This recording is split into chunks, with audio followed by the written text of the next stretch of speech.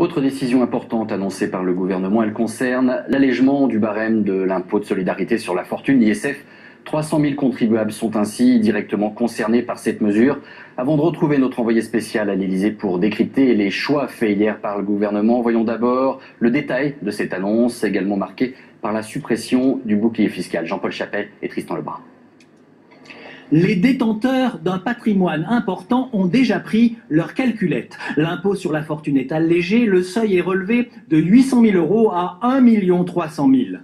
Les taux d'imposition diminuent, le taux supérieur passe de 1,8 à 0,5%. Résultat, 300 000 contribuables vont échapper à l'impôt sur la fortune.